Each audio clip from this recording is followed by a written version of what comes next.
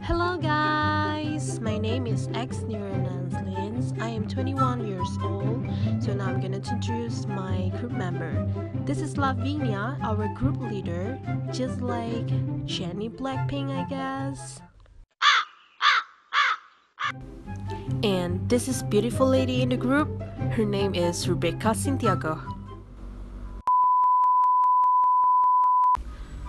Are you ready, kids? I can hear you. Okay, that's enough. Let's get started. Microeconomic, which is today we're gonna learn about public good and taxes. That is chapter 9 in microeconomic. Before that, let's take a look at the overview. There's introduction.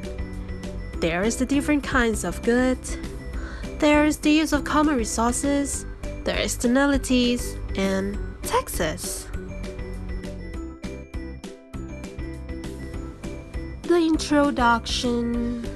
A public good is a product that one individual can consume without reducing its availability to another individual and from which no one excluded. Public goods are financed by tax revenues. That is why it is related to each other. Now we move on to different kinds of goods. We have private goods that is excludable and rival in consumption. Next, public good that is not excludable and not rival in consumption. Then we have common resources that is rival in consumption and not excludable as well. Last but not least, natural monopoly, which is excludable but not rival in consumption. Now, let us proceed to the use of common resources. Number 1. It is rival in consumption but not excludable as mentioned before. For example, fish in the ocean. There is a lot of fish in the ocean. It is very difficult to prevent people catching them. Number 2. Natural monopolies are good produce that are excludable but not rival in consumption. For example, like television and radio station. It costs nothing to produce TV or radio. Service to an additional person by scrambling the signal. The TV and radio provider can exclude from service a person who has not paid. Let's moving next to the free rider problem.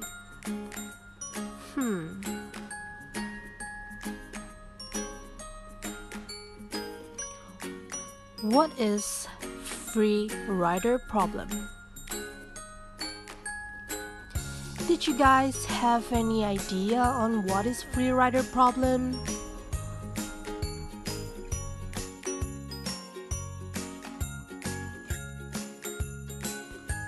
Well, free rider problem is someone who would not choose to pay for a certain good or services,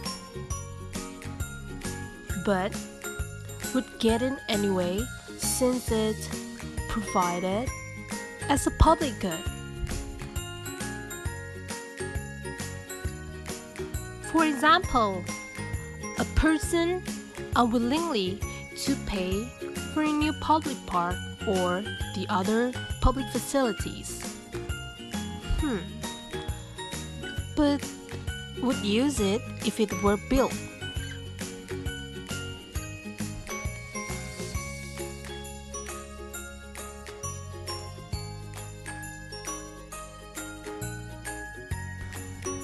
Another example we can take like class session. There are 4 students in class. Each of them target an A Everyone do their work except for this one guy who sleep all the time, but still want to get an A like other students. And this is what we call free rider problem. As for the solution, the government should make everyone better off by providing the good and paying with tax revenues. Now, let's moving on to the externality. There are two different kinds of externality. But before that, let's take a look at the definition of externality. Well,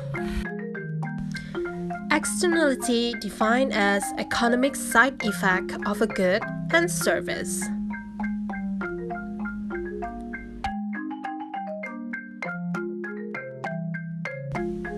Which is generates benefits and costs to someone other than the person deciding how much to produce and consume.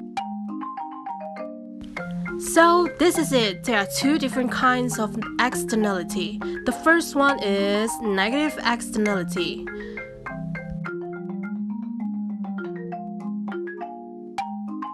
Negative externality means costs that are paid for an economic decision made by someone else.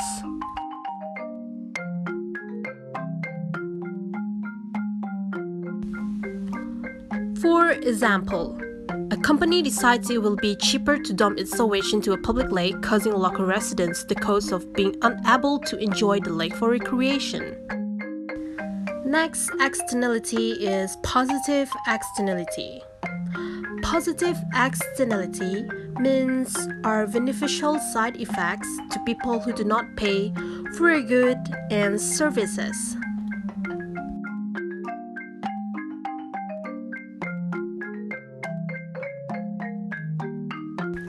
For example, you spend time and effort taking care of your yacht, creating a neighbor property value for your neighbors and enjoy together. The last one is taxes. So finally we are here. Taxes means that any payment on behalf of individual or firm to the government.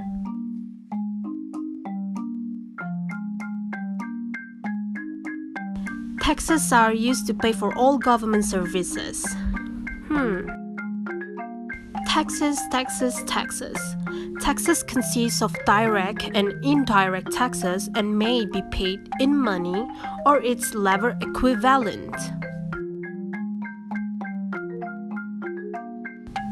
Now, let's see what is direct taxes and what is indirect taxes. You guys must be wondering what are those. Now, let's take a look at the direct taxes first. Direct taxes is levied on the income or the profits of the person who pay rather on goods or services.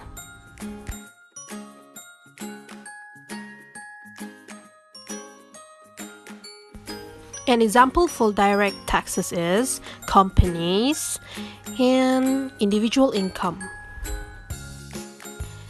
There are three types of taxes. The first one is proportional taxes.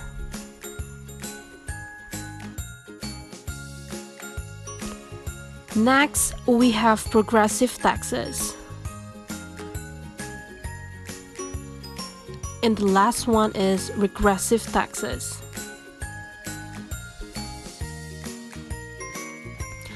Proportional taxes impose the same percentage taxation on everyone regardless of income. For example, if a person's income goes up, the percentage of total income paid taxes does not change. Next, we have progressive taxes, which is imposed a higher percentage rate of taxation in those with higher incomes. And the last one is the regressive taxes, which is imposed a higher percentage rate of taxation in low incomes than high incomes. For example, if the sales tax were 5%, the person with lower income would pay a greater percentage of their total income in sales tax. So, what is tax revenues? They are three types of tax revenues. The first one is income tax, which is that impose a net profit. Then we have corporate tax. What is corporate tax?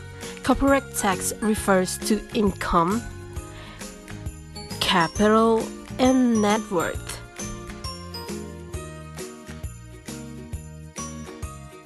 Second last is excise, which is based in quantity. Last but not least is license fees that impose on business or individual engaged in certain business. Now, let's see the current issues that we face nowadays in Malaysia. Quite stressing, isn't it? The current issues that we face the most nowadays is GST, that people prefer the most than this another one, taxes, which is we call it as SST. But some of them confused too about these two matter.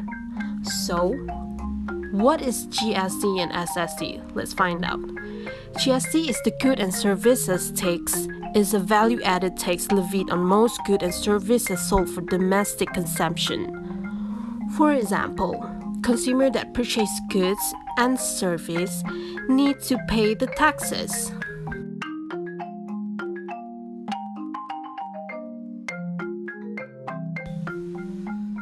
However, SST will be imposed on consumer and manufacturer level.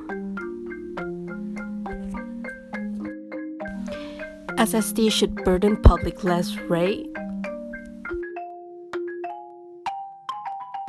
Now let's find out what is the difference between SST and GST.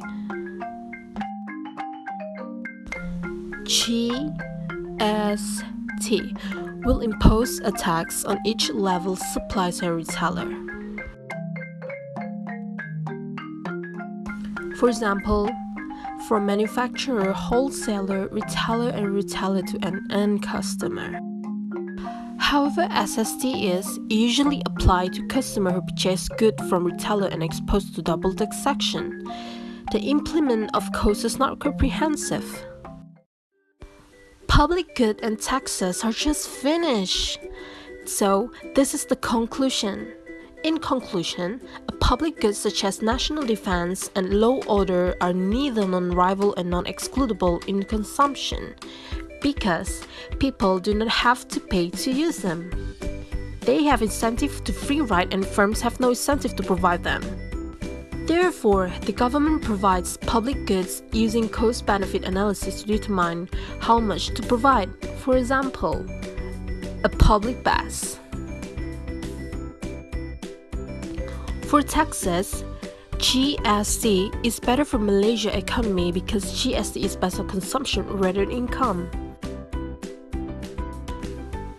So it spreads tax burden evenly and widens tax base.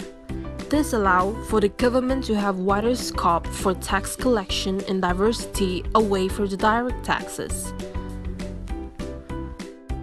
Therefore, implementation of GST enables more taxes to be collected and results in the increasing of Malaysian tax revenues. The learning outcome from this chapter is you should know how to apply microeconomic theory to particular issues and problems including taxes, government price support, trade, and so on. And you should understand the firm's supply decision,